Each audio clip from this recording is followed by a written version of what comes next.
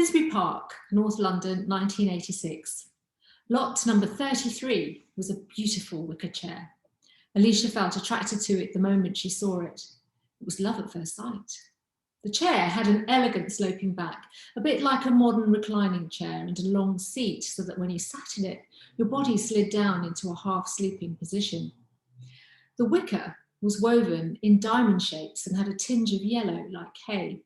The armrests, made of teak, cradled your arms from the elbow to the fingertips. Best of all were two discreet hinges below the armrests where two planks, rather like flat boat oars, were attached. They could be released and pulled forward to extend the arms. And it was this part of the chair that was most interesting to Alicia, because when you swung out the oars, you could also make them meet in the middle, forming a bridge where the sitter could rest their legs and watch the world go by. It was not too expensive either. On the contrary, there were only two other buyers interested in the chair, and so, to waste no time, Alicia immediately bid a full £40, even though, as she found out later, her main rival had only intended to pay a straight 20. Still, she told herself that she had a bargain and that if she could sell it for 50, she would have done all right. Alicia's second-hand shop on the Stroud Green Road had existed at number 72 for over 50 years. And during that time, she'd seen 1,000 clients come and go. In the beginning, they were mainly the unemployed or poor immigrants, and it pleased her to think that the items that she sold were helpful to others. Everything was reasonably priced and was mostly going to a good home. As time moved on, she began to see a new type of client. They had a little bit more money in their pockets, sometimes ate out in the Turkish restaurant 3 doors down, shopped less in the greengrocers and more in the supermarkets, where the price was sometimes double for the same carrots and greens. They started to call Alicia's stock vintage and demanded more and more curious and exotic things to buy. Once she bought an African rosewood mask in West Green Road for £10 and sold it in her shop for 20, although one of her suppliers had said that he could have got it for a fiver. Soon Alicia found that she was becoming more, how should we say, au fait with the goods that she sold. A set of silver spoons from Hampstead, owned by some lady or the other, could push up the price. On the other hand, a door knocker from the home of a mass murderer could fetch 3 times what she asked. That is why she began to go to auctions. After all, any good antiques dealer, as she now called herself, should surely know their pieces and what they were worth on the open market. But the story of the chair eluded her. Sometimes some things just pull at your heartstrings, she told a customer looking for French perfume bottles. He nodded politely and pointed to a deep purple glass bottle with a delicate lid that had a thin gold ring etched around the rim. His eyes glowed when he held it up to the light. Is that what you call instinct? She continued.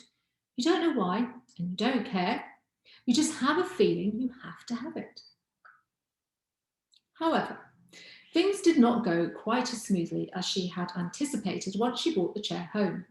She placed it in the shop window, believing that it would be an attraction for passing trade, but people walked straight past the chair, just ignoring it, not stopping even to admire its beauty. There was one man, shy perhaps, who walked past 3 times in a row.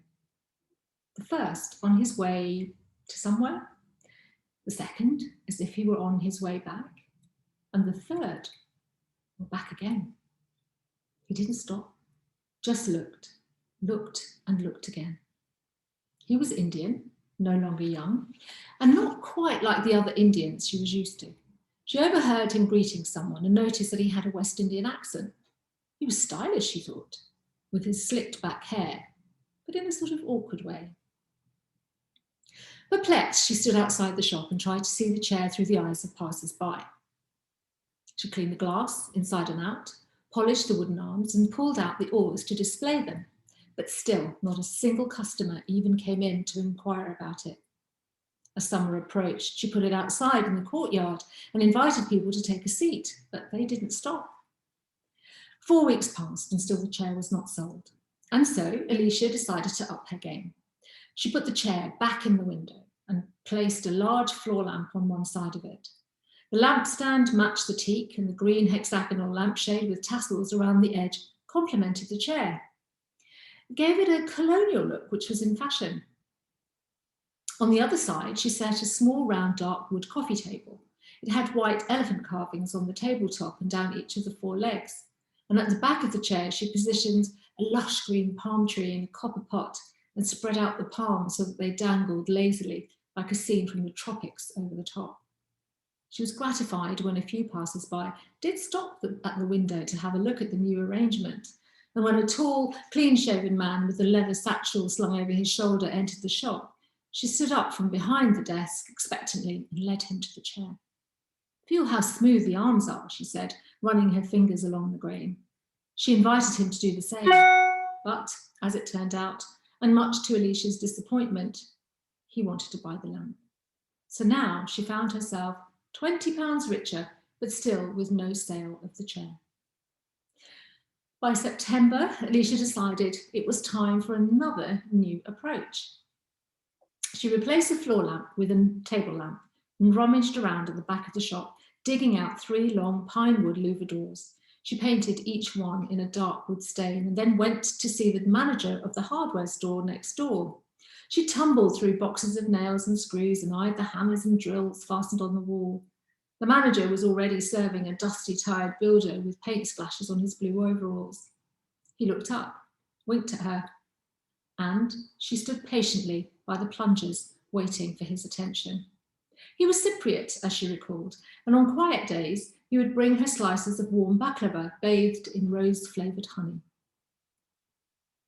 They discussed her plans for a few moments before she bought 9 gold hinges and a slim screwdriver with a blue translucent handle.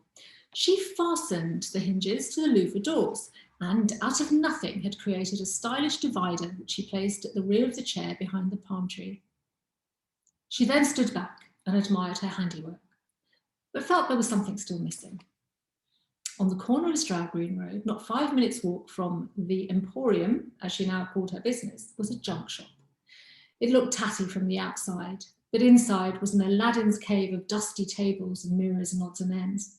Looking around, she wondered why the owner thought that he would be able to sell a naked mannequin with dark coal eyes and 1 hand missing, but she was not there to criticise. She spoke for a short while with the manager, a rotund young man who smelled of beef burgers, and was shown to the corner of the room where there was a pile of rugs. She flipped them over one at a time and chose her favourite, admiring its colours and elaborate patterns, and then bartered him down to half the asking price. She added £2 for delivery, and he rolled it up, tied a rope around its centre, and carried it on his shoulder down the street to her shop. With a toothy smile, she thanked him. After the man had gone, Alicia unravelled the rug. It was the colour of autumn leaves, dappled with auburn diamond shapes that spread out from the middle like a star. Opening it out on the floor, she pulled at the white tassels on the circular edge to free them and was pleased with the result. As evening approached, she switched on the lamp and watered the palm. Weary from her day's hard work, she slipped off her shoes and eased herself down into the chair, dusting off her grubby denim jeans before resting her legs over the oars. Cars and buses floated past her window. She waved to Daphne, an old school friend who worked in the library on Woodstock Road.